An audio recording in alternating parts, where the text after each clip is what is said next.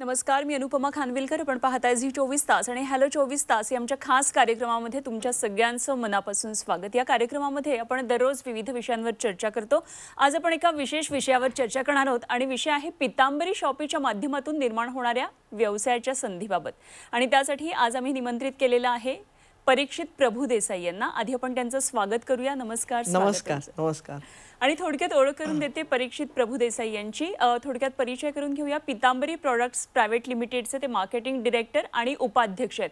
पितांबरीचे रवींद्र प्रभुदेसाई यांचे ते चिरंजीव आहेत. फॅमिली मॅनेज्ड बिझनेसमध्ये त्यांनी पदवी घेऊन पितांबरीच्या व्यवसायात गेल्या 5 वर्षांपासून ते कार्यरत आहेत. हा व्यवसाय आता ते संपूर्णपणे पाहत आहेत. तर एकंदरीतच त्यांच्या या सगळ्या कार्यकर्तृत्वाचा ठसा उमटायला सुरुवात झाल्यानंतर इंडिया SME 100 या अवॉर्डने त्यांना केंद्रीय मंत्री नितीन गडकरी यांच्या हस्ते गौरवण्यात आलं. तसेच ठाणे रत्न या सन्मानानेही सन्मानित करण्यात आलं. जर आपल्याकडे 100 स्क्वेअर फुटांपर्यंत दुकान आहे आणि जर आर्थिक गुंतवणूक करण्याची क्षमता आणि मानसिकता आपल्यामध्ये आहे, जर आपल्याकडे नवनवीन शिखरं पादाक्रांत करण्याची जबरदस्त इच्छाशक्ती आहे, तर मग पितांबरी शॉपीची फ्रँचायझी घेऊन आपण एक नवीन सुरुवात करू शकता किंवा आहे तिथून आपल्या व्यवसायामध्ये एक पाऊल पुढे टाकू शकता. महाराष्ट्रभरामध्ये फ्रँचायझी नेटवर्क उभं करण्याची महत्त्वाकांक्षी योजना पितांबरीने आखली आहे. तब्बल 40% एवढं मार्जिन पितांबरी शॉपीद्वारे आपल्याला मिळू शकतं आणि काही उत्पादनात तर तब्बल 45% हे मार्जिन जाऊ शकतं. याचा अर्थ असा, जर आपण एका महिन्याला 5 लाख रुपयांची विक्री केली तर तब्बल 2 ते 2.5 लाख रुपयांचा नफा आपण निश्चितपणे कमवू शकतात. पितांबरी शॉपी फ्रँचायझी नेमकी काय आहे या संदर्भात बातचीत करण्यासाठी आपल्याबरोबर आहेत श्री परीक्षित प्रभुदेसाई. आपण पाहिलं की काय नेमकी व्यवसायाची संधी आहे, मात्र आणखी विस्तृतपणे जाणून घेऊया. पुन्हा एकदा आपलं स्वागत परीक्षितजी. पितांबरी फ्रँचायझी ही संकल्पना नेमकी काय, आपण थोडं आणखी खुलासा करून सांगूया. गेली 31 वर्ष पितांबरी गृहोपयोगी वस्तू बनवत आलेली आणि बनवत राहणार आहे. आमचं जे मेन स्ट्रेंथ आहे ती म्हणजे रिटेल डिस्ट्रीब्युशन. म्हणजे पितांबरी प्रत्येक वाण्याच्या दुकानामध्ये तुम्हाला उपलब्ध मिळतील आमची सगळी प्रोडक्ट्स. पण कधी कधी कसं होतं की हे रिटेल डिस्ट्रीब्युशन करताना आपण बरेच वेळा नवीन नवीन प्रोडक्ट्स आपण आणत असतो किंवा नवीन नवीन कन्सेप्ट्स आपण आणत असतो.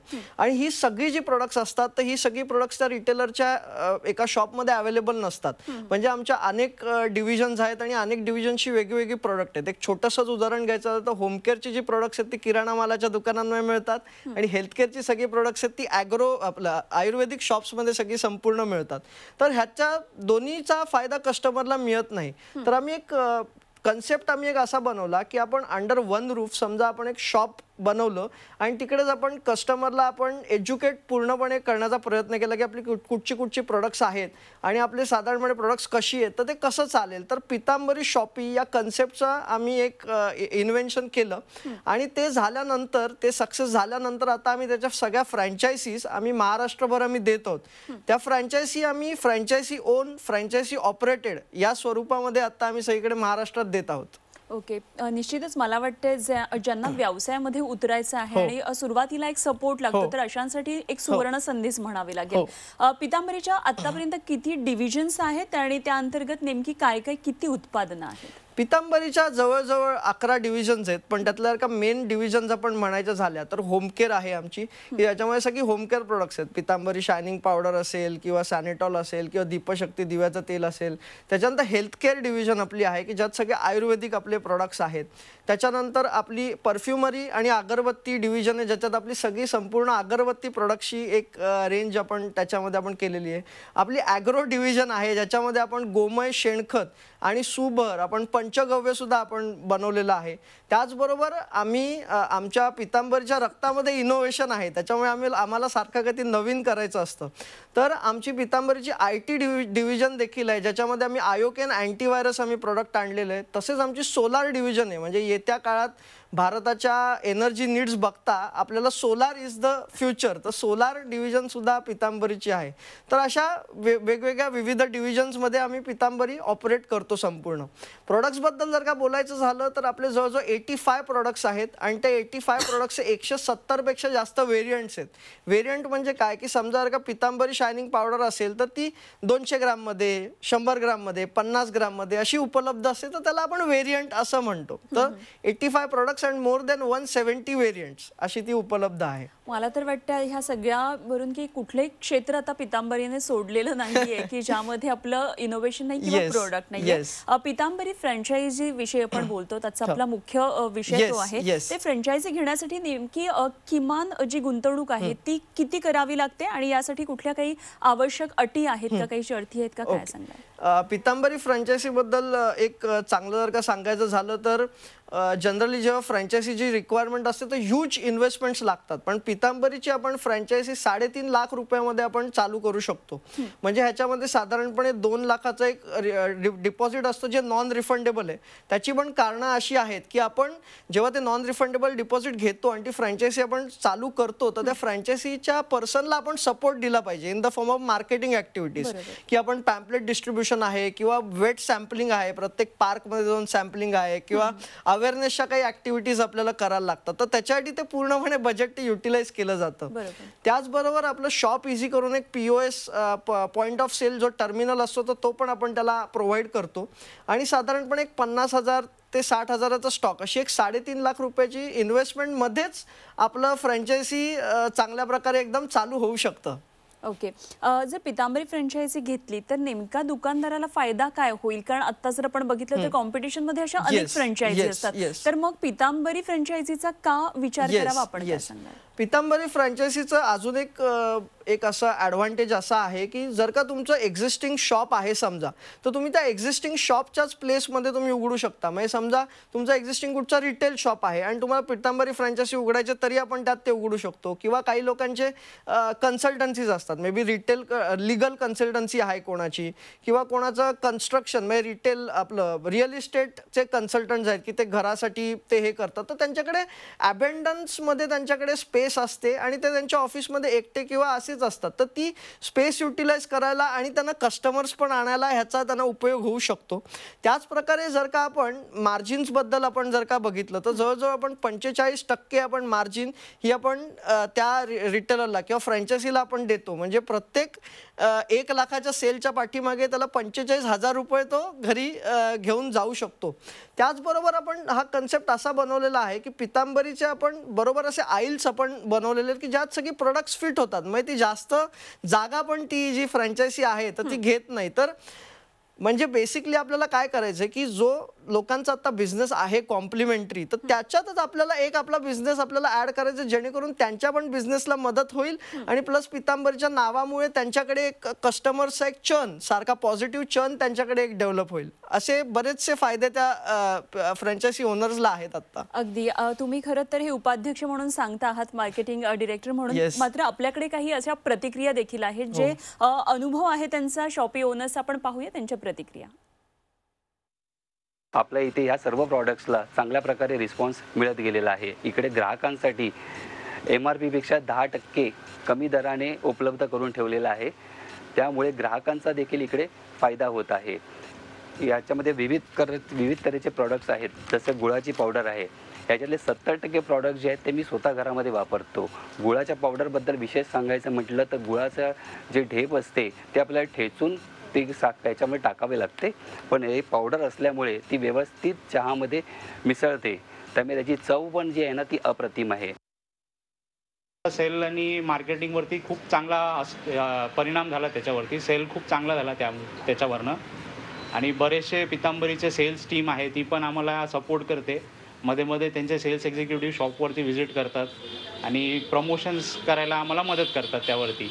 आणि बरेचसे प्रोडक्ट झाले जसं की अगरबत्त्या झाल्या, त्याचा नैसर्गिक सुगंध आहे, केमिकल्स वगैरे वापरलेले नाहीत, तर त्यामुळे काही त्रास होत नाही लोकांना. आणि शनी उपासना ती एक चांगली अगरबत्ती आहे.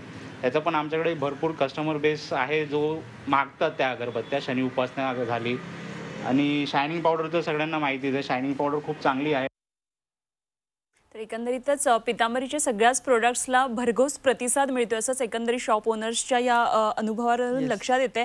महत्त्वाचा प्रश्न खरं तर जेव्हा फ्रँचायझी एखादा व्यक्ती घेतो तर त्यावेळी फ्रँचायझी धारकाला नेमकी आपण काय काय मदत करता?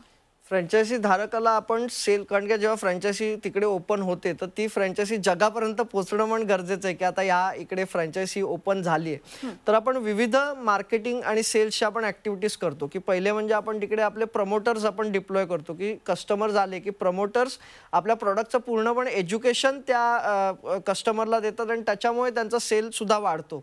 त्याच्यानंतर आपल्याकडे CRM मध्ये म्हणजे पितांबरीच्या CRM मध्ये ह्यूज डेटाबेस आमच्या सगळ्या कस्टमर्सचा नेहमीच राहिला आहे. तर जेव्हा आपण एखाद्या एरियामध्ये पितांबरी शॉपी आपण जेव्हा उघडतो तर त्या पूर्ण कस्टमर डेटाला आपण पूर्ण मेसेजेस ब्लास्ट किंवा मेल ब्लास्ट आपण त्यांना कळतो की इकडे अशा अशा प्रकारे फ्रँचायझी उघडलेली आहे तर तुम्ही त्याचा जरूर फायदा घ्यावा, जरूर लाभ घ्यावा. त्याच प्रकारे आपण वेगवेगळ्या ॲक्टिव्हिटीज घेतो. म्हणजे आपण जिकडे आपल्याला शक्य असेल तिकडे आपण अतिरिक्त परमिशन्स आपण घेऊन पार्क्स असतील किंवा कुठे गेट टुगेदरचे पॉईंट्स असतील तर तिकडे आपण फ्रँचायझी ओनरच्या काय बोलतो फ्रँचायझी ओनरच्या तर्फे आपण तिकडे विविध स्टॉल्स लावतो. तर त्या स्टॉल्सवरती सुद्धा आपलं प्रॉडक्ट प्रमोशन आपण एकदम व्यवस्थित करतो. त्याच प्रकारे आपण सॅम्पलिंग पण करतो. म्हणजे मोस्ट पॉप्युलर जी ठिकाणं आहेत की सकाळी सगळे लोक पार्कमध्ये जातात म्हणजे मॉर्निंग वॉकला, तर तिकडे एक चांगला क्लायंटेल मिळतो तर तिकडे आपण सॅम्पलिंग करतो. त्याच प्रकारे आपण न्यूजपेपर्समध्ये सुद्धा ॲडव्हर्टाइजमेंट देतो की अशा अशा प्रकारची आता फ्रँचायझी उघडलेली आहे.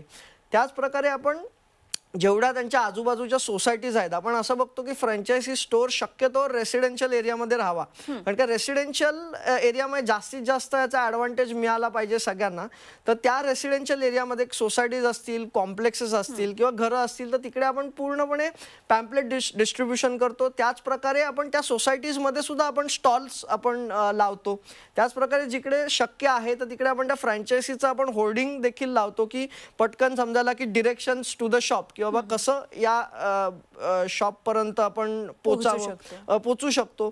अशा सगळ्या प्रकारच्या आपण ॲक्टिव्हिटीज आपण करत असतो फ्रँचायझी ओनरच्या सपोर्टसाठी. आणि ह्या आपण ज्या ॲक्टिव्हिटीज आहेत आपण दर 3 महिन्यांनी काहीतरी नवीन अशा आपण त्याच्यामध्ये इनोव्हेशन काहीतरी करत असतो. अगदी म्हणजे फ्रँचायझी जरी घेतली तरी फक्त फ्रँचायझी देणं इतपतच आपलं काम नाहीये, तर त्याला पूर्ण सपोर्ट करणं, त्याचा व्यवसाय पूर्णपणे उभा करणं आणि जेणेकरून पितांबरीची वाढ होणं आणि त्याच्या व्यवसायामध्ये देखील वाढ होणे आपण पाहता. अगदी आणखी आपण चर्चा करणार आहोत. वेळ झाली एका छोट्याशा ब्रेकची. कुठेही जाऊ नका, पाहत रहा झी24 तास.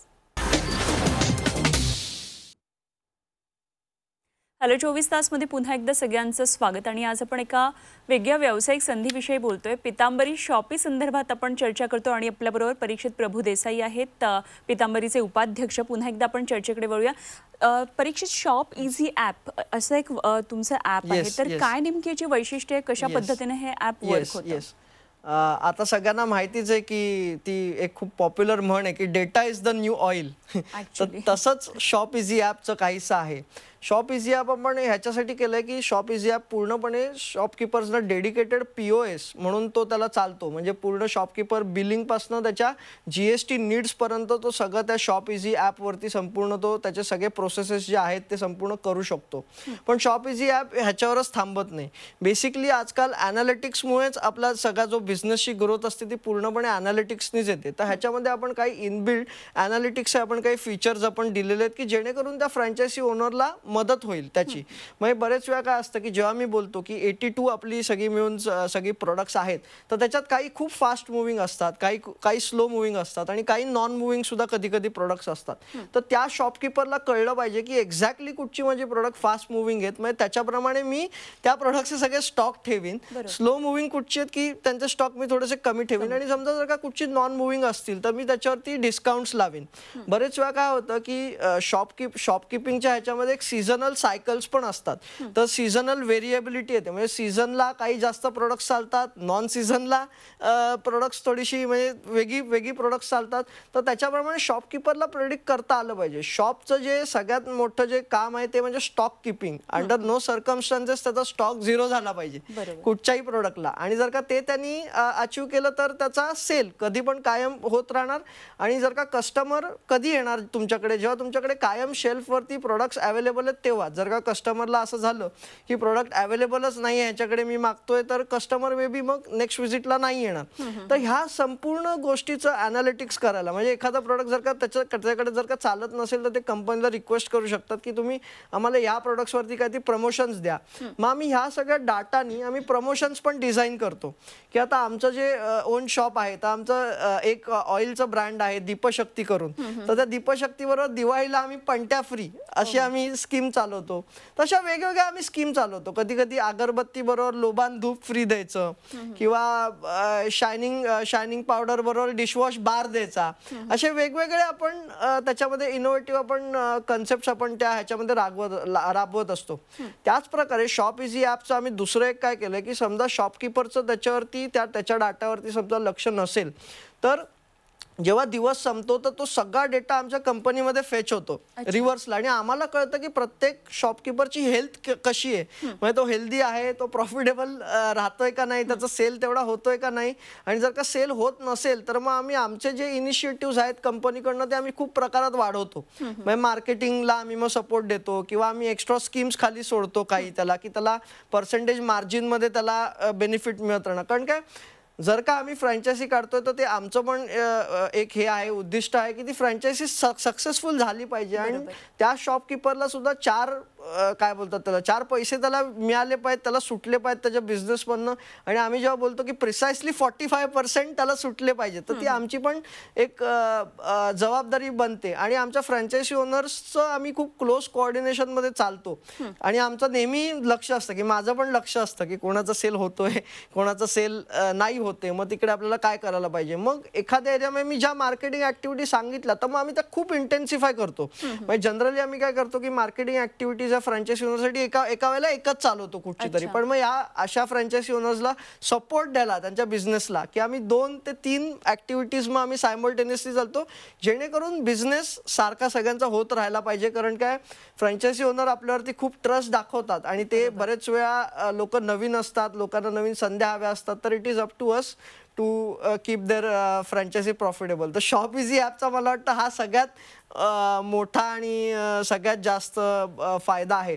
आणि तसं जर का बघायला गेलं तर पितांबरीची जी सगळी प्रोडक्टची जी पूर्ण जी रेंज आहे, तर ती आम्ही अशी डिझाईन केलेली आहे की कस्टमरच्या नीड अनालिसिस आम्ही करतो. आणि कस्टमर सकाळी उठल्यापासून तो काय काय करतो, तर पहिले दात घासतो, तर आमचं पितांबरीचं दंतमंजन आहे. त्याच्यानंतर मग दात घासल्यानंतर तो आंघोळ करतो, त्याच्यानंतर तो पूजेला बसतो. पूजेला जेव्हा तो तामण घासतो तर पितांबरी शायनिंग पावडरनी तो घासतो. मग तो रुपेरी आहे आपलं, तर ते देवांचे जे सिल्वरचे ज्या मूर्त्या असतात छोट्या छोट्या चांदीच्या ज्या मूर्त्या, तर त्याच्यात रुपेरी सिल्वर क्लीनर आहे. मग त्याच्यानंतर जेव्हा कस्टमर जेव्हा मग अगरबत्ती आहे आपली देवासाठी, मग जेव्हा कस्टमर जेवणाचं जेव्हा बघतो तर तेव्हा ऑब्व्हियसली आपली जॅगरी पावडर आहे कस्टमरला सपोर्ट करायला. की गुळ आज सुद्धा महाराष्ट्र किंवा इंडियामध्ये पूर्णच भारतामध्येच एक खूप जास्त वापरला जाणारा पदार्थ आहे, आणि गुळाचं कन्झम्पशन ह्यूज आहे. जसं त्या जॅगरी पावडरचं सांगितलं की नॅचरल जॅगरी पावडर, तर तसंच गुळाचं कन्झम्पशन खूपच आपल्या इकडे यूज आहे. तर रुचियाना जॅगरी पावडर आपली आहे. मग आजकाल तर लॉकडाऊनमुळे सगळ्यांना खूपच त्रास होतोय, पण भांडी झाली आपली, जेव्हा आपलं जेवण होतं तर भांडी घासायला आपला पितांबरीचा आपला बार आहे. तर अशा पूर्ण आपण लाईफस्टाईलच्या पूर्ण म्हणजे कस्टमर लाईफस्टाईल आणि त्याचे सगळे स्टेजेस आपण बघून आपण ही सगळी प्रोडक्ट्स डिझाईन केलेत.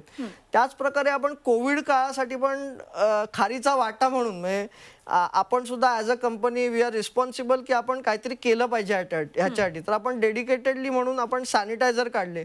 म्हणजे पितांबरीचा आपण शुअर क्लीन हँड क्लेन्झर म्हणून आपण एक सॅनिटायझर काढला. त्याच प्रकारे आपण पितांबरीचे फेस मास्क सुद्धा या काळामध्ये काढले. Sanitiser both in gel form पण काढला, कारण काय लोकांना स्प्रे फॉर्म मध्ये पण लागतो की खालती बिल्डिंग्स मध्ये आजकाल. तर अशा आपण कस्टमरच्या नीड बघून ते सगळे प्रोडक्ट्स आपण ॲड करत जातो. त्याच प्रकारे फ्रँचायझीमध्ये आम्ही अजून एक काय करतो की काही एक्सक्लुझिव्ह प्रोडक्ट्स आहेत जे आम्ही खूप छोट्या प्रमाणांमध्ये आम्ही करतो. की जसं सांगितलं की पितांबरी आमचा ॲग्रोचा पण आमचा व्यवसाय, आणि आमचे खूप मोठे फार्म्स आहेत पितांबरी, दापोलीला म्हणा किंवा तळवड्याला म्हणा, राजापूर येथे. तर तिकडची आम्ही काही स्पेशालिटी प्रोडक्ट सुद्धा आम्ही बनवतो, की समजा सॉल्टेड कॅशूज असतील, म्हणजे काजू आहेत किंवा खारवलेले दाणे आहेत, किंवा काही आम्ही बेकरी प्रोडक्ट सुद्धा आम्ही बेकरी प्रोडक्ट्स मध्ये सुद्धा आता आमचं थोडंसं व्हेंचर चालू आहे, की खारी असेल किंवा लादी पाव असेल किंवा क्रीम रोल असेल, ज्याची शेल्फ लाईफ खूप कमी आहे बघा. कारण काय, हे रिटेलरला सगळं आपल्या चेनमध्ये पोहोचेपर्यंत ती शेल्फ लाईफ आणि त्याचे सगळे एक्सपेरिमेंट व्हायला वेळ लागतो. तर आपण फ्रँचायझीज थ्रू आपण हे जे सगळे जे नवीन प्रोडक्ट टेस्टिंग सुद्धा आपले असतात, तर आपण हे सगळे फ्रँचायझी ओनर्स थ्रू आपण हे टेस्टिंग करून घेतो. त्याच्यामुळे कुठचीही प्रोडक्ट म्हणजे तिकडे बाकीच्या जनरल चेन्समध्ये अवेलेबल नाही आहेत, ही सगळी जी प्रोडक्ट्स आहेत ती त्या फ्रँचायझी ओनरला उपलब्ध होतात. आणि त्याच प्रकारे आपलं बेसिक ऑब्जेक्टिव्ह ह्याच्यावरचं हे की कस्टमरला जास्तीत जास्त प्रोडक्ट समजावी आणि कस्टमर एज्युकेट व्हावा या सगळ्या प्रोडक्ट्सबद्दल. तर फ्रँचायझी तिकडे खूपच एक काय बोलतात त्याला की ब्युटिफुल एक कामगिरी ते सगळे निभावतात, की सगळ्यांना कळतं किंवा पितांबरीचं ही 10 प्रोडक्ट्स नाही तर टोटल 82 प्रोडक्ट्स आहेत. आणि मग लोकांना तिकडे काय होतं की लोकांना कन्व्हिनियन्स एक मिळतो की सगळी अंडर वन रूफ त्यांना सगळी प्रोडक्ट्स मिळतात. अगदी.